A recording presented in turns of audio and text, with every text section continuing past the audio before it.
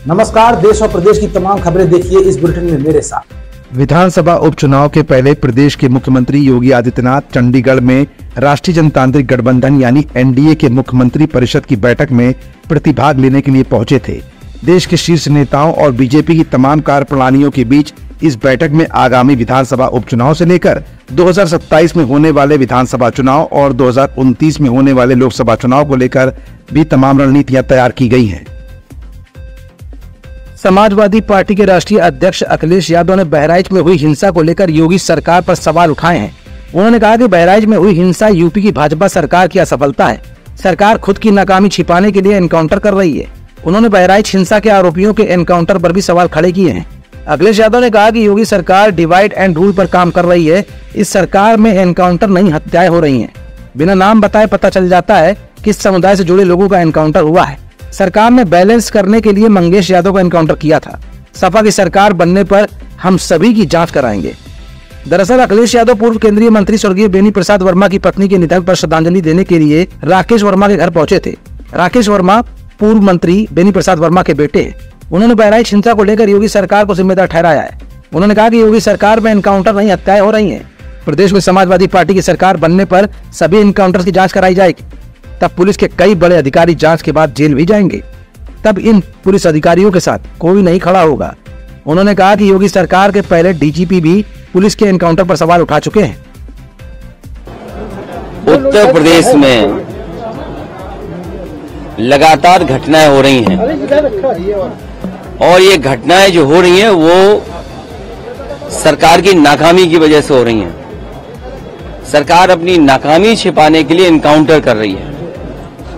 Encounter, नई परिभाषा में हाफ एनकाउंटर और भी कई परिभाषाएं जो सरकार ने बनाई हैं। अगर एनकाउंटर से ही लॉ एंड ऑर्डर बेहतर हो रहा होता तो अभी उत्तर प्रदेश कई आंकड़ों में और प्रदेशों से अच्छा होता। जीरो टॉलरेंस का नारा देने वाले उन्हें खुद अपने आप पर सोचना चाहिए। ये एडमिनिस्ट्रेटिव फेलियर था, सरकार का फेलियर था कि जब वहां पर तय था, पुलिस की जानकारी में था, तो आखिरकार आपने शांतिपूर्ण ढंग से क्यों नहीं प्रोसेशन को ले जाने दिया या उस कार्यक्रम को संपन्न क्यों नहीं करा पाए। जो लोग एक शांतिपूर्ण तरीके से एक कस्बे, गांव का या आसपास के लोगों का कार्यक्रम शांतिपूर्ण से संपन्न नहीं करा पा रहे हैं, उनसे लॉ ऑर्डर की क्या उम्मीद करेंगे आप। और फिर ये इनकाउंटर, हाफ इनकाउंटर, ये डराने के लिए हैं। आप मुझसे ना नाम बताते ना कुछ बताते, तब भी मैं कह सकता था कि इनकाउंटर किसका किया है इन्होंने। इनकाउंटर करना और नफरत को बढ़ावा देना, ये सरकार को नया तरीका मिल गया है काम करने का।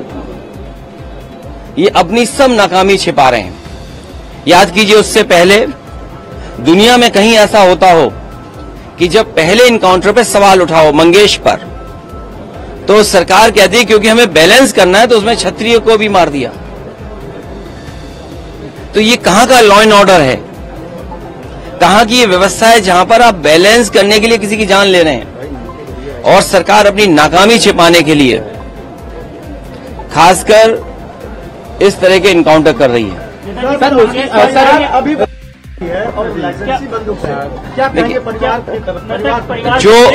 जो घटना हुई दुखद हुई, जो घटना हुई दुखद थी और ऐसी घटना समाज में न हो। जो वहां पर फेलियर था, हमारे साथी ये पूछ रहे हैं कि आप क्या करते या क्या परिवार से मिलेंगे। जो दुखी परिवार होगा उसको न्याय दिलाने के लिए हम लोग काम करेंगे। लेकिन सवाल ये वही खड़ा हो जाता है कि सरकार की नजर में भेदभाव नहीं होना चाहिए। सरकार, जो अंग्रेजों ने कभी नारा दिया था डिवाइड एंड रूल, सरकार उसी पे काम कर रही है, डिवाइड एंड रूल। ये आम लोग जानते हैं, आम लोग ये बात जानते हैं। और आप तो पत्रकार लोग हैं, बुद्धिजीवी हैं और पड़ोसी जिले का मामला है।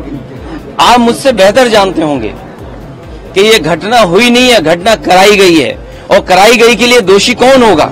अगर जान गई है किसी की भी, हम दुख में शामिल हो सकते हैं, मुख्यमंत्री जी मिल सकते हैं, लेकिन कराई किसने है, इस पे आप लोग बेहतर जानते होंगे। यहां एक कोई पत्रकार ऐसा नहीं है जो न जानता हो कि यह घटना रोकी जा सकती थी। किसी की जान नहीं जाती।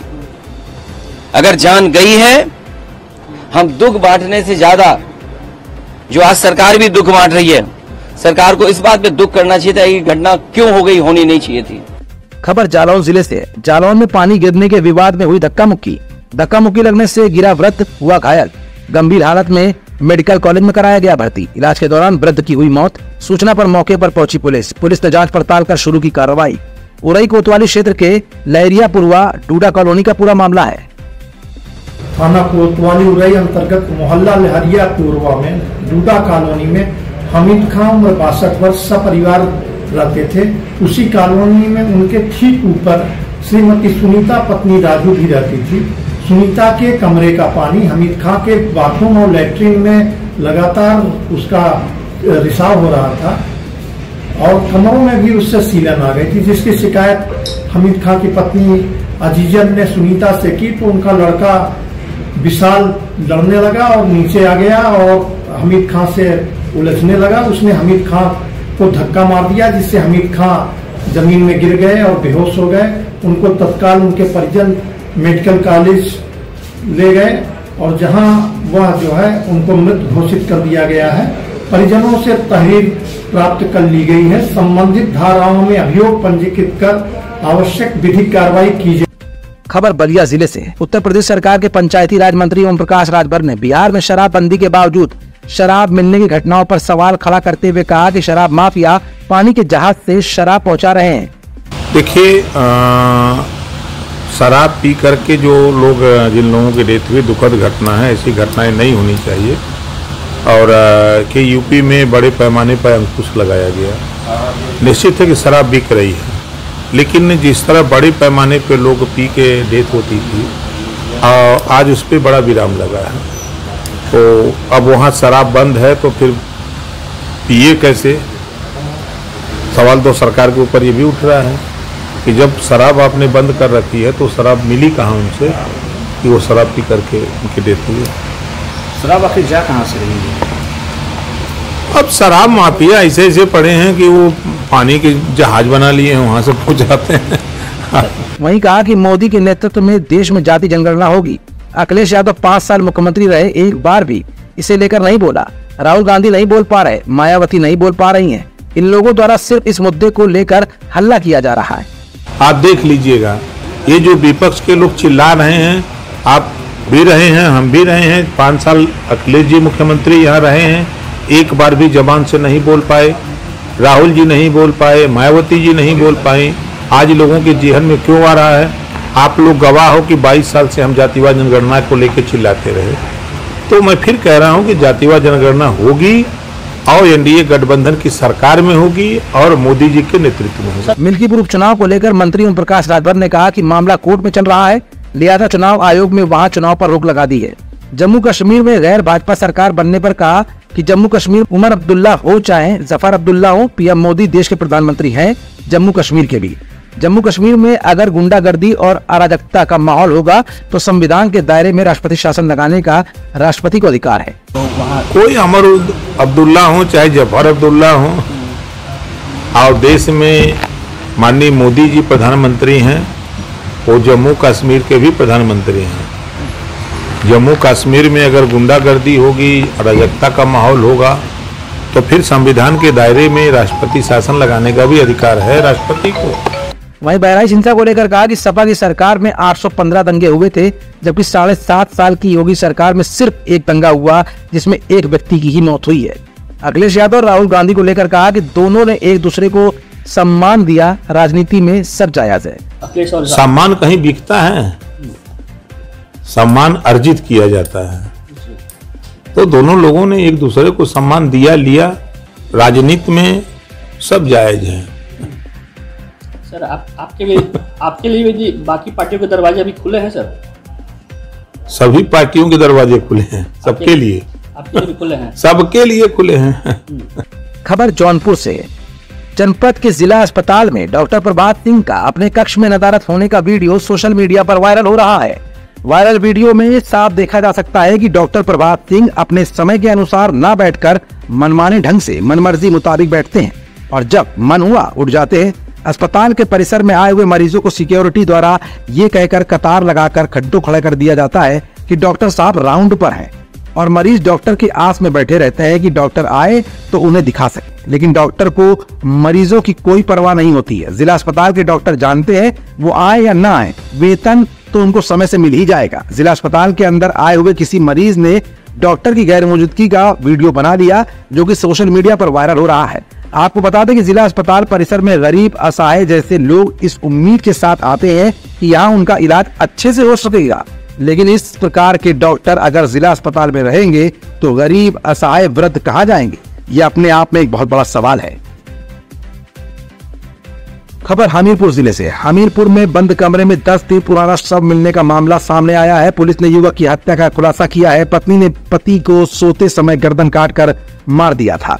पुलिस ने आरोपी पत्नी को किया गिरफ्तार। पति की प्रताड़ना से परेशान होकर पत्नी ने घटना को दिया था अंजाम। सोते समय टाइल्स काटने वाले ग्राइंडर से काटी थी गर्दन। घटना करने के बाद से घर में ताला बंद कर बच्चों सहित हुई थी फरार। सुमेरपुर थाना क्षेत्र के ऊंचा थोक इलाके का है मामला। दिनांक 14/10/2024 को थाना सुमेरपुर पुलिस को यह सूचना मिली कि बाबू विश्वकर्मा जो किराए के मकान पर सुमेरपुर थाना क्षेत्र में रहते हैं, उनके निवास स्थान से काफी दुर्गंध आ रही है और तो इस सूचना पर थाना सुमेरपुर पुलिस मौके पर पहुंची और ताला तोड़ के जब देखा गया तो उनकी हत्या कर दी गई थी। 8-10 दिन पहले पुरानी बॉडी थी और इस पर मृतक के जीजा, बाबू विश्वकर्मा के जीजा से तहरीर लेके मुकदमा पंजीकृत कर लिया गया। जब योजनात्मक कार्रवाई के दौरान यह पता चला कि उनकी पत्नी सोनम ने उनकी हत्या कर दी है। सोनम को गिरफ्तार कर लिया गया है और उनसे जब पूछताछ किया गया तो उन्होंने यह बताया कि चूंकि वो मारपीट करते थे तथा अत्याधिक नशे में उनके साथ दुर्व्यवहार करते थे, तो इसी में गुस्से में आके उनके द्वारा उनकी हत्या कर दी गई। अभियुक्ता को न्यायिक हिरासत में भेजा जा रहा है तथा विवेचनात्मक कार्रवाई प्रचलित है। श्री श्री दुर्गा पूजा समिति परिवार के इस ग्रुप में ज्यादा से ज्यादा लोगों को जोड़े ताकि सभी व्यक्ति मां का आशीर्वाद प्राप्त कर सकें और मास एनजीओ से जुड़कर घोष दादा के नेतृत्व में गरीबों की सेवा कर सकें और अपने जीवन को कृतार्थ कर सकें। कृपया सभी एडमिन और ग्रुप के सम्मानित सदस्य अधिक से अधिक लोगों को इस ग्रुप से जोड़ें और मास एनजीओ को सशक्त बनाएं।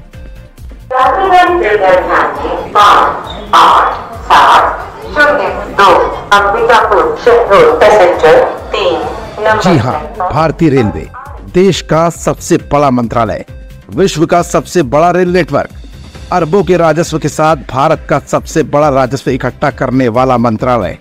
लेकिन इसी मंत्रालय के अंतर्गत आने वाले बदहाल तमाम स्टेशन जो अपनी बदहाली की कहानी अक्सर बयां करते दिख जाते हैं। ये सब कुछ हम इसलिए बता रहे हैं क्योंकि आपके स्क्रीन पर अब जो चलने वाला है रेल मंत्रालय की सारी असलियत खोल कर रख देगा। तो अब इस खबर की सच्चाई भी जान ही लीजिए।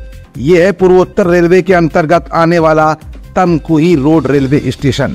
ये केवल स्टेशन ही नहीं, रेल मंत्रालय की हीला हवाली असुविधाओं का वो मजमुआ, वो पिटारा और बदसलूकी की वो कहानी है जो अब आप अपने टीवी स्क्रीन पर देखने जा रहे हैं। ये कहानी भी ना खुलती अगर एक पत्रकार रेल में सफर ना कर रहा होता, सोशल मीडिया का जमाना ना होता और वायरल फैक्टर की कहानी ना होती। वो भी न सिर्फ एक पत्रकार बल्कि एक पेशेंट भी, एक सीनियर सिटीजन। और इस सीनियर सिटीजन के साथ क्या कुछ खास हुआ अब ये भी जान ही लीजिए और देख भी लीजिए। दरअसल ये तमकुही रेलवे स्टेशन उस समय खबर का एक हिस्सा बना जब एक पत्रकार सफर के दौरान इस स्टेशन पर रुकता है। पत्रकार बीमारी से पीड़ित है और उसे अचानक नित्य कर्म की तलाश होती है। जब वो शौचालय की तरफ आगे बढ़ता है तो देखता है कि शौचालय में ताला लगा हुआ है।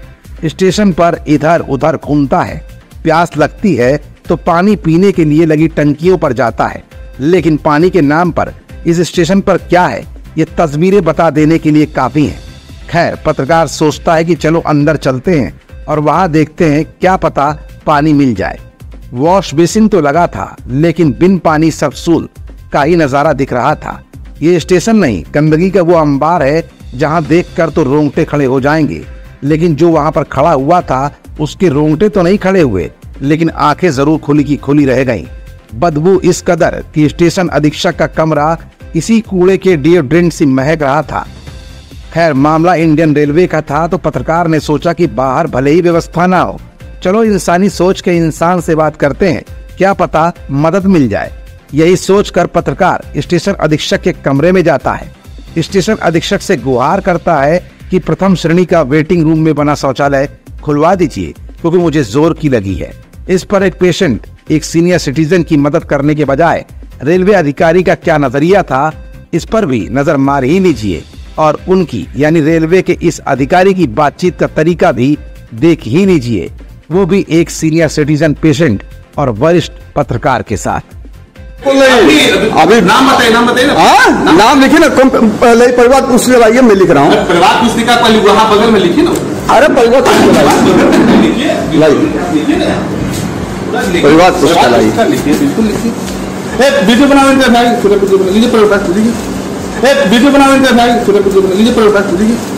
बदसलूकी तो आपने देख ली, लेकिन जब पत्रकार ने जवाब दिया तो इस अधिकारी का रौब और तुर्रा तो देखिए। ये खुद ही कह रहा है कि इनका वीडियो बनाओ। पत्रकार ने जवाब दिया कि परिवार पुस्तिका दीजिए। बड़े ही गुस्से में इस अधिकारी ने परिवार पुस्तिका दे मारी, मानो कि इस अधिकारी को किसी का खौफ ना हो। पत्रकार ने अपने साथ हुए इस पूरे कृत्य की कहानी परिवार पुस्तिका में दर्ज करा दी है। लेकिन अब हैरत की बात तो यह है कि पत्रकार एक वरिष्ठ नागरिक है, पढ़ा लिखा है, तो लिखा पढ़ी भी करेगा ही करेगा। आखिरकार पत्रकार ने वही किया। इन अधिकारी से जरा पूछिए कि असुविधाओं का पिटारा लेकर इस स्टेशन की देखरेख करने वाले इस अधिकारी को इतनी समझ नहीं है कि रेलवे एक्ट में ही लिखा है, अगर किसी भी यात्री के पास टिकट है और वो मेडिकल पेशेंट है और उसकी किसी भी स्टेशन पर मूलभूत सुविधाएं मिल जानी चाहिए, जिसका वो इंडियन रेलवे का एक यात्री होने के चलते पूरी तरह से हकदार भी है। ऐसे यात्रियों की उन्हीं सुविधाओं से वंचित कर ये क्या साबित करना चाहता है? रेलवे अक्सर सुर्खियों में रहता है अपनी यात्रियों की सुविधाओं के लिए, लेकिन यहाँ पर यात्रियों की सुविधाओं के नाम पर स्टेशन पर कुत्ते भी लौटते नहीं दिख रहे हैं। ऐसे में कि इंसान अधिकारी होने के बावजूद भी दूसरे बुजुर्ग इंसान की अगर दिक्कत को न समझ पाए और उस बुजुर्ग इंसान के साथ साथ पेशे से पत्रकार सीनियर सिटीजन को इस तरह का बर्ताव झेलने पर मजबूर होना पड़े, तो ऐसे इंडियन रेलवे को आप क्या कहेंगे? ये पूरी कहानी अब तक की इस रिपोर्ट के जरिए आपको समझ में भी आ गई होगी। फिलहाल तो ये टेलर है, पूरी की पूरी पिक्चर तो अभी बाकी है।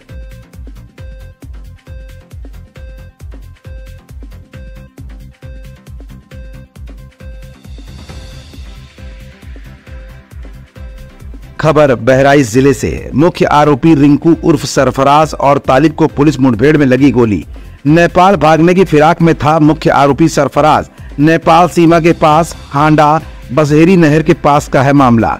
एसपी वृंदा शुक्ला ने बताया कि विगत दिनों महसी तहसील के कस्बा महाराजगंज में एक युवक की गोली मारकर हत्या कर देने के संबंध में बहराइच पुलिस द्वारा 5 मुख्य अभियुक्तों सरफराज उर्फ रिंकू, मोहम्मद तालिफ उर्फ शबलू, अब्दुल हमीद, फहीम, मोहम्मद अफजल उर्फ कल्लू को पुलिस हिरासत में लिया गया। बाद में पूछताछ सरफराज उर्फ रिंकू, मोहम्मद तालिब उर्फ शबलू को घटना में प्रयुक्त हथियार आला कत्ल बरामद करने के लिए पुलिस टीम थाना नानपारा के कुर्मीपुरवा बाईपास से जाने वाली नहर पटरी के 400 मीटर के अंदर पहुंची।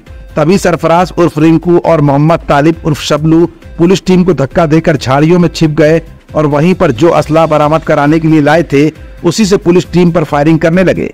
पुलिस द्वारा आत्मरक्षा में की गई जवाबी कार्रवाई में फायरिंग के दौरान फायरिंग में अभियुक्त सरफराज उर्फ रिंकू के बाएं पैर और मोहम्मद तालिब के दाएं पैर में गोली लगी है। घायल अभियुक्तों को सीएचसी नानपारा लाया गया, जहां से उन्हें जिला अस्पताल बहराइच रेफर कर दिया गया। मौके से घटना में प्रयुक्त 12 बोर SBL गन, 1 अदद 12 बोर का जिंदा कारतूस और खोखा कारतूस बरामद हुआ है। मौके पर जनपद स्तरीय फोरेंसिक टीम द्वारा घटना स्थल का साक्ष्य संकलन किया गया। अभियुक्तों के विरुद्ध विधिक कार्रवाई की जा रही है। अब उसके साथ पुलिस का मुठभेड़ हुआ है, क्या है ये पूरा मामला? जी, थाना हरदी के क्षेत्र अंतर्गत महाराजगंज में जो 13/10 को एक बहुत दुखद और दुर्दांत घटना हुई थी, जिसमें एक युवक को गोली मार के हत्या कर दी गई थी, उसी के क्रम में हमारी टीम ग्राउंड पे काम कर रही थी। सभी अभियुक्तों की हमें तलाश थी, तो आज 5 मुख्य अभियुक्त पुलिस के कब्जे में आ गए हैं, जिनमें से 2 अभियुक्त जो हैं, जिनका नाम है मोहम्मद तालीम उर्फ सबलू और मोहम्मद सरफराज उर्फ रिंकू, इनकी निशानदेही पे पुलिस की टीम्स मर्डर वेपन की रिकवरी के लिए गई थी, जो कि इन्होंने नेपाल बॉर्डर के समीप नानपारा क्षेत्र में छुपा कर रखी हुई थी। और वहां पर जब गई तो जो DBBL गन मर्डर में उपयुक्त यूज हुई थी, उसको लोडेड हालत में रखा गया था और एक और अवैध असला इनके द्वारा वहां पे छिपाया गया था और इनके द्वारा पुलिस पर फायरिंग की गई। आत्मरक्षा में की गई जवाबी फायरिंग में इन दोनों को भी गोली लगी है, ये घायल हुए हैं। इनको उपचार उपलब्ध पुलिस द्वारा करा दिया गया है और बाकी 3 अन्य मुख्य अभियुक्त भी अब्दुल हमीद और उनके पुत्र फाहीम तथा मोहम्मद अफजल, इनकी भी गिरफ्तारी हुई है और इनसे की गई पूछताछ के आधार पर जो अन्य अभियुक्तों की जानकारी हुई है, उन पर भी निरंतर हमारी टीम्स काम कर रही है। शीघ्र की शीघ्र उनकी भी गिरफ्तारी। अच्छा मैम, एक चीज जानकारी की, जैसे जिस तरीके से एक अफवाह उड़ रही है कि जो मृतक है उसके नाखून वगैरह उखाड़ दिए गए हैं, कई तरह की भ्रामक खबरें चल रही हैं। जी, पोस्टमार्टम के अनुसार मृतक की मृत्यु गोली लगने के कारण हुई है और अन्य जो चीजें बताई जा रही हैं वो सब भ्रामक है, जिनकी पुष्टि पोस्टमार्टम से नहीं हो रही है। क्या लगता है कि जैसे मुख्य आरोपी तो सभी पकड़ लिए गए हैं, लेकिन ये छापेमारी क्या अभी जारी आपकी रहेगी या? जी बिल्कुल जारी रहेगी। जैसे जैसे नए तथ्य आ रहे हैं, जो भी कोई लोग इसमें समर्थक प्रोत्साहक के रूप में या इसको पूरा प्लान करने में, इनको संरक्षण देने में संलिप्त पाए जाते हैं, सभी के खिलाफ ठोस कार्रवाई की जाएगी। इस घटना में संलिप्त सभी अभियुक्तों के खिलाफ रासुका के तहत एवं अन्य ठोस कार्रवाई जल्द ही अमल में लाएगी। कहाँ पर गोली लगी है इन दोनों को? जी अभी अस्पताल पहुंच रहे हैं, तो मौके पर पहुंच के फिर आगे की सूचना। Thank you. बहराइच हिंसा पर बड़ी अपडेट। बहराइच में गोपाल मिश्रा पर गोली चलाने के आरोप में मकान मालिक अब्दुल हमीद की बेटी रुखसार ने आरोप लगाया है कि उनके पिता, 2 भाई सरफराज और फहीम और एक अन्य युवक को यूपी STF ने कल शाम 4 बजे हिरासत में लिया है। रुखसार ने यह भी बताया कि उनके पति और देवर को पहले ही 14 तारीख को शाम को उठाया जा चुका है, लेकिन परिवार को अब तक किसी थाने से कोई जानकारी नहीं मिल पाई। उन्हें आशंका है कि उनके परिजनों का एनकाउंटर कर हत्या की जा सकती है। मैं बहराइच के वानागंज की रहने वाली हूँ। मेरा मायका महाराजगंज में है। रविवार को जो वहाँ दंगा हुआ है, उसमें जिस आदमी की मृत्यु हुई है, उसका इल्जाम मेरे पिता और मेरे भाइयों पे आया है। मेरे पिता का नाम अब्दुल हमीद और मेरे भाई का नाम सरफराज अहमद और मोहम्मद फहीम है।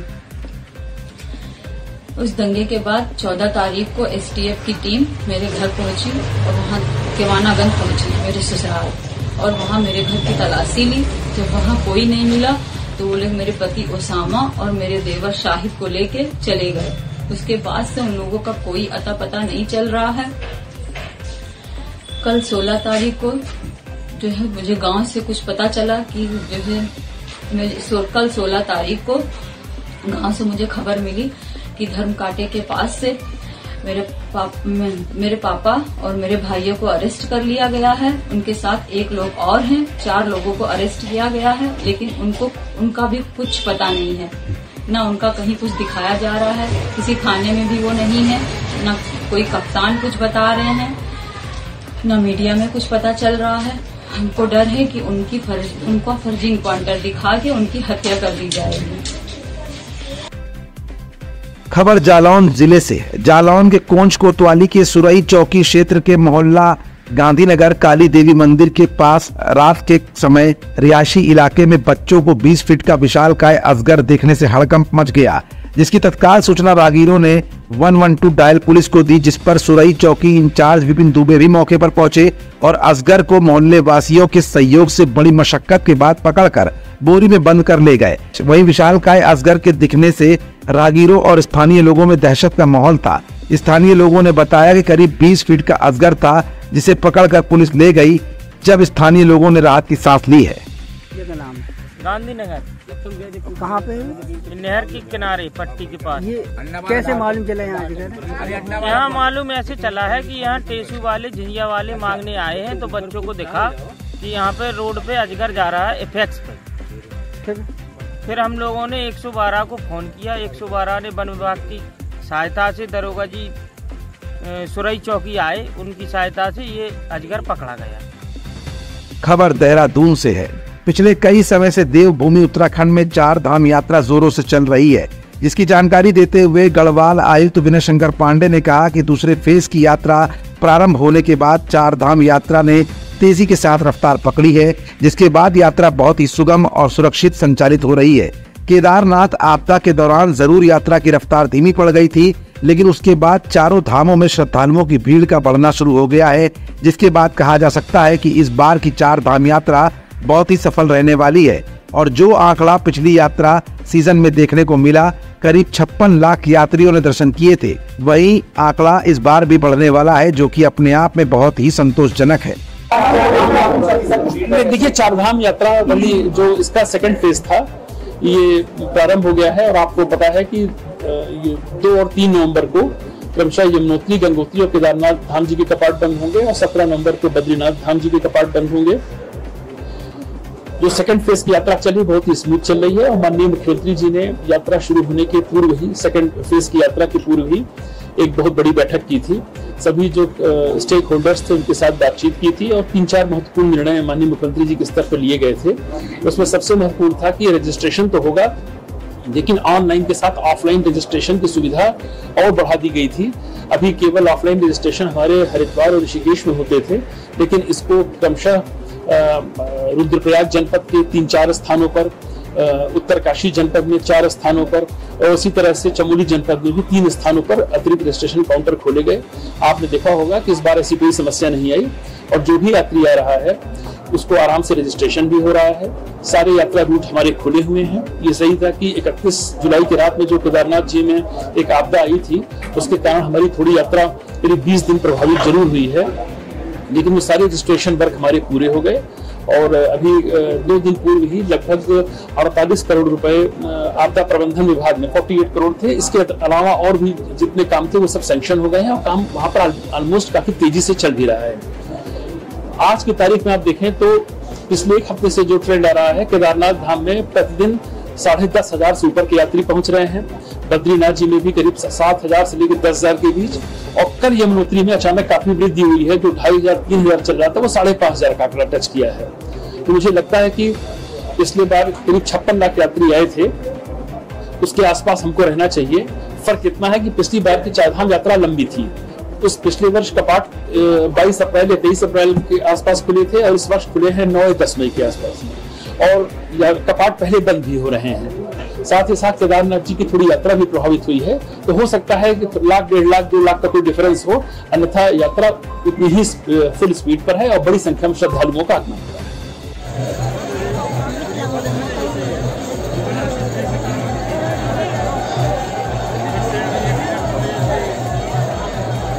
इस बुलेटिन में फिलहाल इतना ही। हाजिर होते हैं अगले बुलेटिन में कुछ और खबरों के साथ।